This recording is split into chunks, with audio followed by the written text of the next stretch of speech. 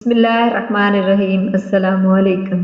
حضرت عمر بن خطاب خلافت سنبھالنے کے بعد بیت المال میں آئے تو لوگوں سے پوچھا کہ حضرت ابو بکر صدیق کیا کرتے تھے، تو لوگوں نے بتایا کہ وہ نماز سے فارغ ہو کر کھانے کا تھوڑا سا سامان لے کر ایک طرف کو نکل جایا کرتے تھے۔ آپ نے پوچھا کہ کہاں جاتے تھے، تو لوگوں نے بتایا کہ یہ نہیں پتا، اس طرف کو نکل جاتے تھے۔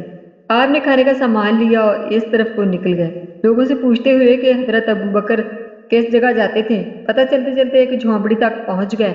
وہاں جا کر دیکھا کہ ایک بوڑھا آدمی دونوں آنکھوں سے اندھا ہے اور اس کے منہ پر پھالکے بنے ہوئے ہیں۔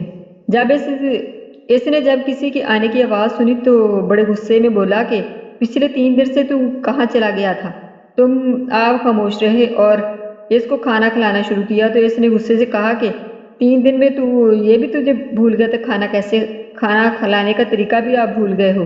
آپ نے جب یہ سنا تو رونے لگے اور اسے بتایا کہ میں عمر ہوں اور وہ جو آپ کو کھانا کھلاتے تھے وہ مسلمانوں کے خلیفہ حضرت ابوبکر صدیق تھے اور وہ وفات پا چکے ہیں۔